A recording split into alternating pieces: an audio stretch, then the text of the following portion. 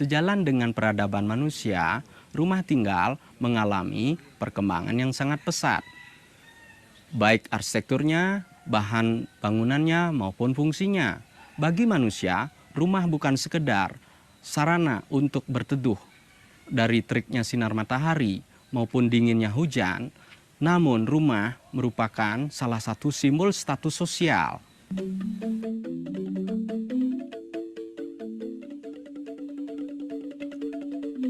Bagi masyarakat Hindu di Bali, rumah adalah bagian dari kehidupan, sehingga keberadaannya lekat dengan tradisi, adat, bahkan agama.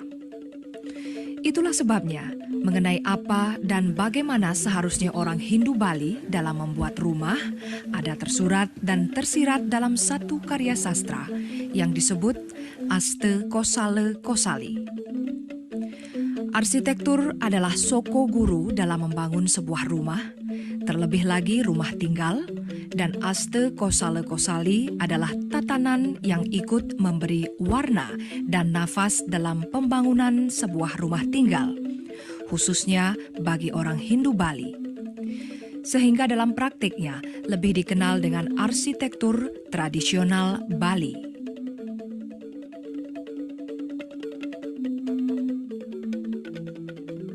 Arsitektur tradisional Bali cenderung mengatur dan membagi bidang lahan atau pekarangan menjadi 3 bagian, yakni untuk aktivitas antar manusia, kawasan suci untuk aktivitas religius, dan halaman terbuka untuk taman atau pemeliharaan satwa.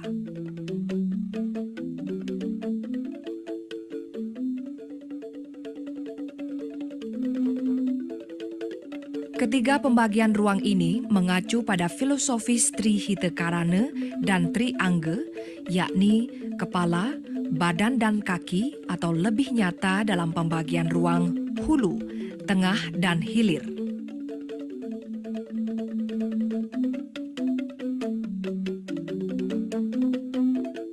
Bagi masyarakat Hindu Bali, kawasan suci akan selalu berada di hulu, dalam hal ini di utara atau timur, dan kawasan teben atau hilir pasti berada di selatan atau barat.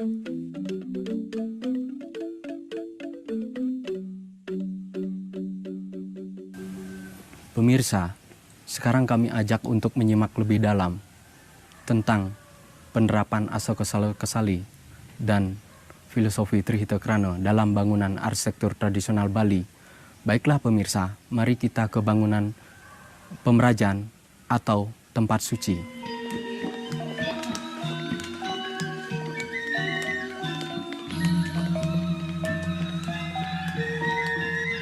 Kita mulai dari bagian hulu. Seperti yang telah diuraikan tadi, hulu adalah kawasan suci dan bagi masyarakat Hindu, kawasan suci identik dengan merajan atau sanggah. Di tempat ini, umat Hindu pemilik rumah melakukan aktivitas ritual, sembahyang, memuja keagungan Tuhan, dan tempat diselenggarakannya upacara Dewa Yadnya.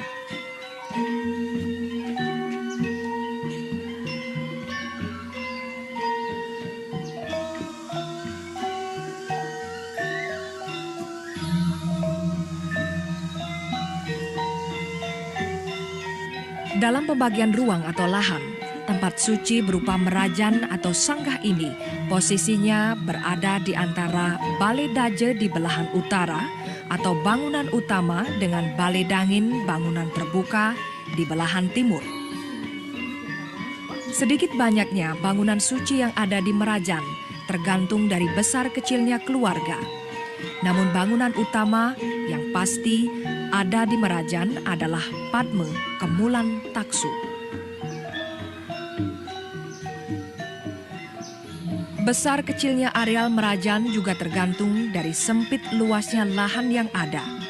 Namun satu hal yang harus dipegang, jarak bangunan suci dengan tembok sekelilingnya haruslah seukuran minimal 3 jengkal tangan lebih 5 jari dari keluarga tertua. Jika kurang dari ukuran 3 jengkal tangan lebih 5 jari, maka air cucuran atap akan jatuh di luar tembok rumah dan juga untuk menunjang prosesi upacara agama.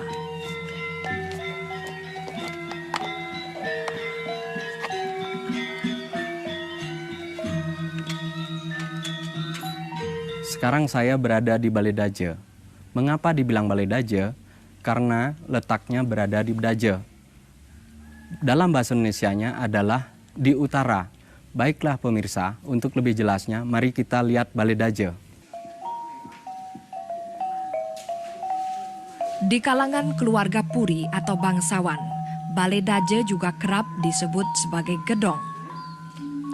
Bangunan Balai Daje atau gedong mengikuti status sosial dan status ekonomi pemiliknya. Hal ini terlihat dari berbagai ciri, mulai dari penggunaan bahan bangunan, jumlah tiang sake atau pilar penyangganya, dan ornamen atau ragam hias dinding, pintu, jendela, dan pilarnya.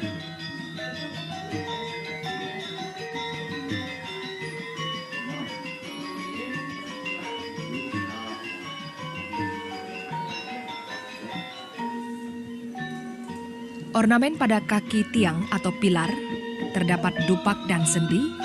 Pada badannya terdapat padu rakse, tagok, caping, dan ornamen pada kepala ada kencut dan canggah wang.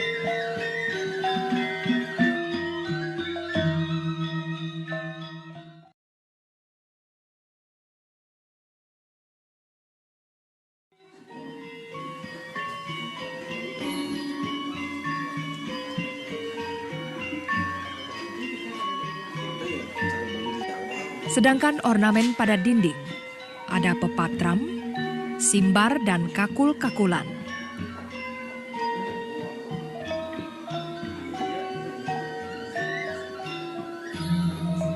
Pada pintu dan jendela dilengkapi gemendung atau karangsai, dan daun pintu memakai cerita tantri.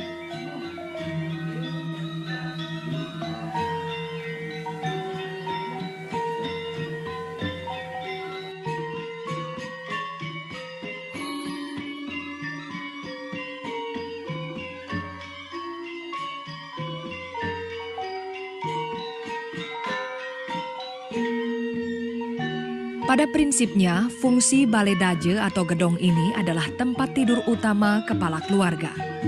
Itulah sebabnya di dalam Balai Daje ini, selain tersedia tempat tidur, biasanya juga terdapat almari pakaian, almari tempat penyimpanan harta benda, bahkan benda-benda pusaka.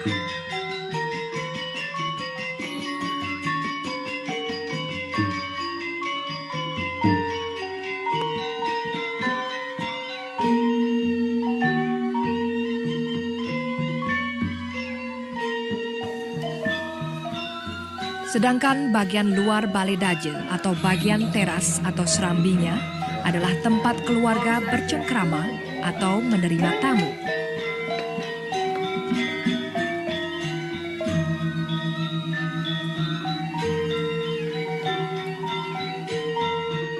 Oleh karena Balai Daje atau gedong ini adalah bangunan utama dan letaknya di bagian hulu atau utara, maka struktur bangunan Balai Daje memiliki lantai yang lebih tinggi, berkisar antara 1 hingga 1,5 meter dari permukaan tanah.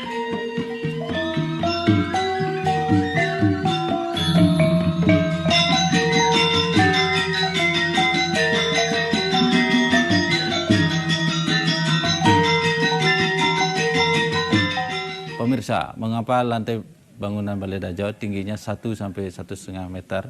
Karena bangunan Balai Daje merupakan bangunan utama di mana lantainya harus lebih tinggi dari lantai bangunan yang lainnya. Di samping itu, dia juga untuk menghindari kelembaban karena difungsikan sebagai tempat tidur.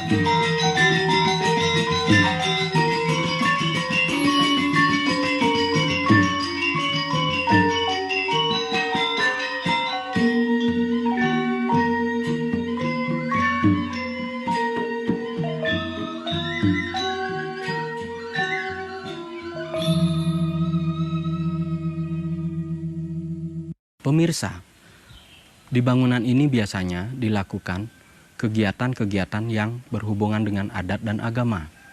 Di samping itu juga kegiatan manusiayatnya dan fitrayatnya. Bangunan yang didominasi oleh struktur kayu adalah Balai Dangin. Pemirsa, mari kita ke sana. Lagi-lagi faktor tempat atau arah mata angin yang mengilhami pemberian nama bangunan ini. Karena letaknya di timur atau dalam bahasa Balinya Bedangin, maka bangunan ini dinamakan Balai Dangin. Namun demikian, beberapa orang juga menyebut Balai Dangin itu sebagai balai gede karena ukurannya memang besar. Sama halnya dengan Balai Daje atau gedong, tampilan Balai Dangin juga dipengaruhi oleh status sosial ekonomi pemiliknya.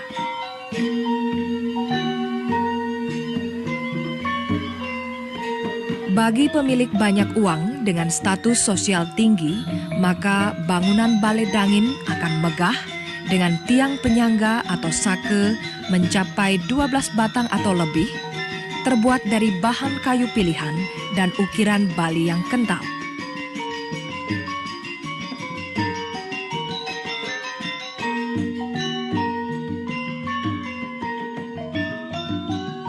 Balai Dangin boleh juga disebut bangunan serbaguna jika dilihat dari banyak hal yang melibatkan banyak orang dapat dilakukan di tempat ini.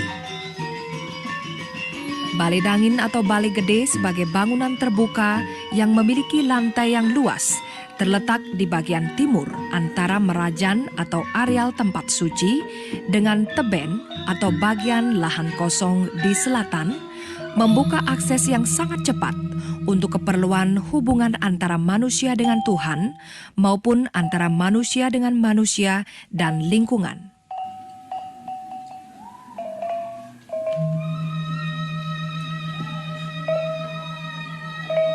Balai Dangin ini menjadi bangunan yang sangat praktis dan strategis karena di halaman depan, samping kiri dan kanan adalah halaman yang menjadi penghubung menuju Balai Daje, Balai Dauh maupun Balai Delod atau dapur. Masyarakat Hindu akan selalu memfungsikan Balai Dangin ini untuk upacara potong gigi, perkawinan, dan sebagai tempat menyemayamkan jenazah bila ada salah satu keluarga yang meninggal.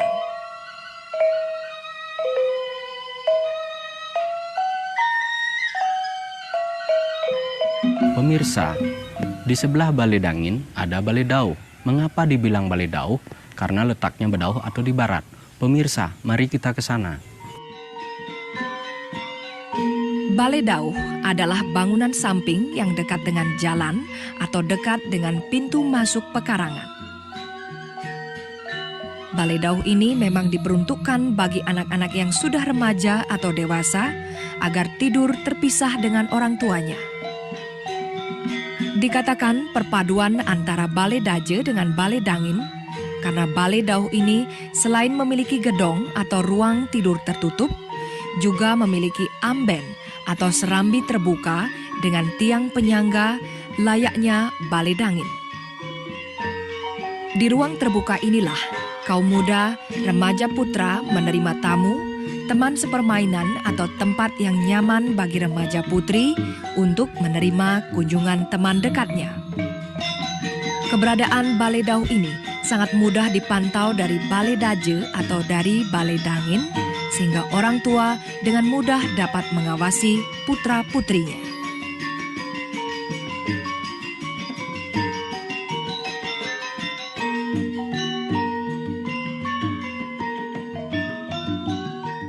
Pemirsa, bangunan ini adalah bagian hilir dari rangkaian triangle.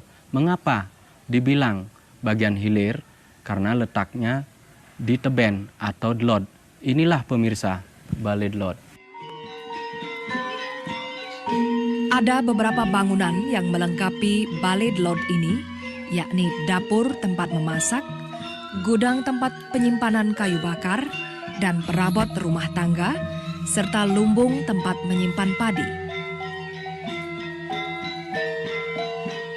Semua bangunan dengan berbagai fungsinya ini berjejer horizontal dari timur ke barat atau dari sebelah selatan Balai Dangin hingga sebelah selatan Bale Dauh, namun tidak sampai menutupi gerbang masuk pekarangan.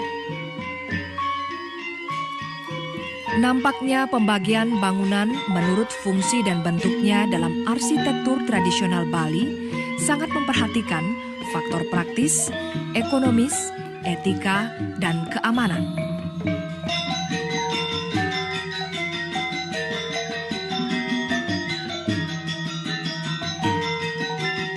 Masyarakat Bali adalah masyarakat agraris. Itulah sebabnya lumbung atau tempat penyimpanan padi mutlak harus dimiliki. Semakin tinggi status ekonomi seseorang dapat dilihat dari banyaknya lumbung yang berjejer di bagian selatan halaman rumahnya. Bangunan lumbung yang juga disebut sebagai gelebek, jineng atau kelumpu ini tidak dibuat asal-asalan, tetapi dikerjakan dengan sentuhan rasa seni yang tinggi. Bagi masyarakat Hindu di Bali, yang disimpan di lumbung bukan hanya padi, tetapi diyakini di tempat ini juga bersemayam Tuhan dalam manifestasinya sebagai Dewi Sri, penguasa kemakmuran.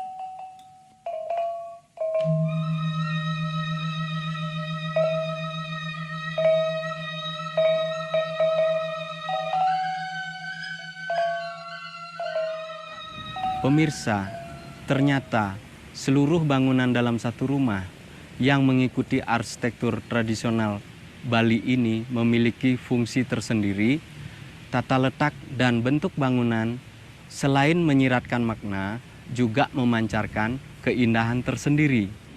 Berangkat dari fakta inilah, kreator pariwisata mencoba untuk mengembangkan bangunan tradisional Bali ini menjadi bangunan seperti ini.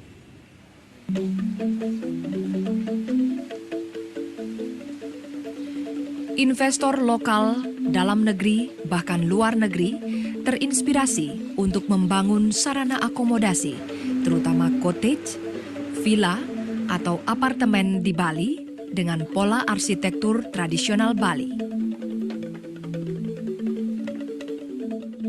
Dengan penggunaan tata letak, stil bangunan, bahan, hingga ornamen Bali, baik murni maupun perpaduan dengan gaya modern barat, nyatanya sarana akomodasi pariwisata di Bali mampu menyita perhatian wisatawan, utamanya wisatawan mancanegara.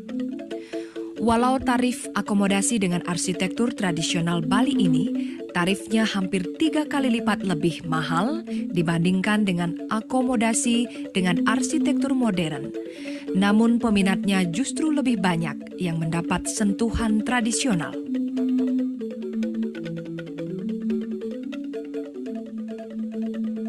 Arsitektur tradisional Bali juga menjadi inspirasi bagi kalangan menengah ke atas non-Hindu maupun orang asing untuk membangun rumah tinggalnya, baik dibangun di Bali sendiri, di luar Bali, bahkan di luar negeri.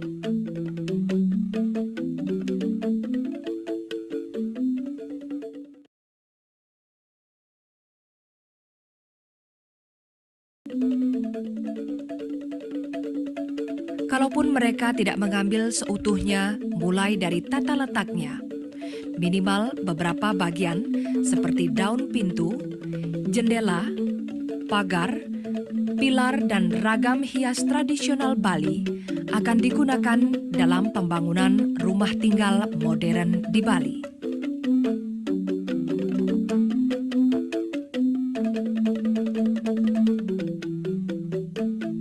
Demikian pula, lumbung padi kerap kali menjadi sumber inspirasi untuk membangun villa atau rumah-rumah penginapan.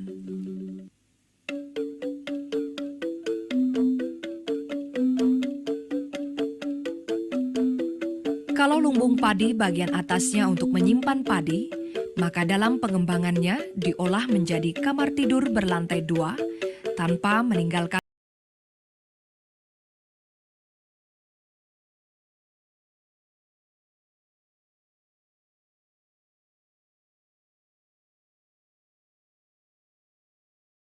Dan kemegahan struktur Balai Dangin juga menjadi inspirasi banyak kalangan untuk dibuat sebagai tempat yang nyaman bagi wisatawan maupun sebagai tempat lesehan santap siang atau santap malam. Pemirsa, kalau tadi kami suguhkan gaya arsitektur tradisional Bali yang ada di lingkungan Puri dan dikembangkan sebagai sarana akomodasi, maka ada baiknya juga pemirsa kami ajak untuk melihat bagaimana arsitektur Bali yang lebih sederhana pada keluarga yang sederhana.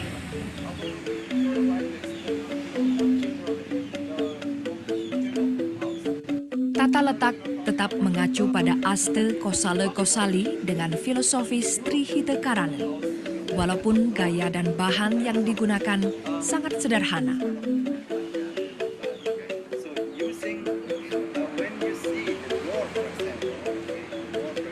Lihatlah rumah ini misalnya.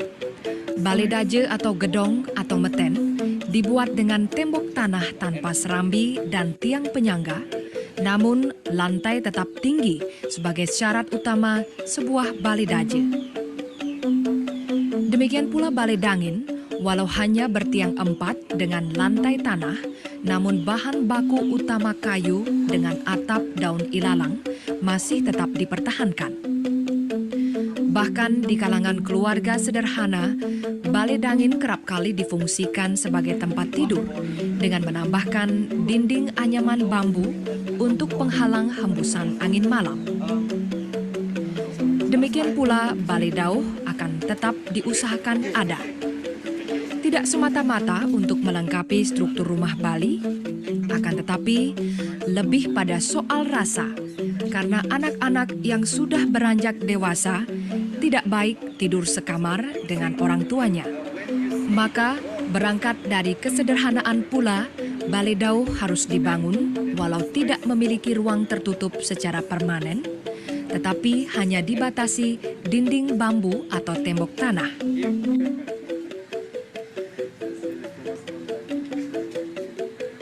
Di kalangan keluarga sederhana, Balai Delot umumnya memiliki banyak fungsi, mulai sebagai tempat memasak, tempat makan, menyimpan bahan pangan, dan sebagai tempat tidur, bahkan terkadang sebagai kandang unggas.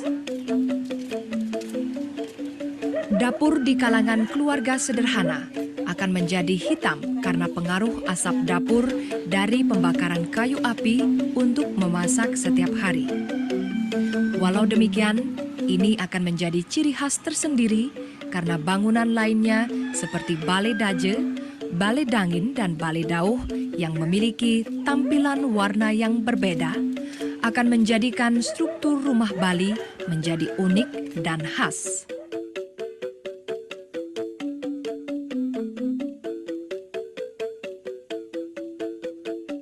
Saudara pemirsa, demikianlah acara Rumahku Istanaku kali ini. Terima kasih dan sampai jumpa.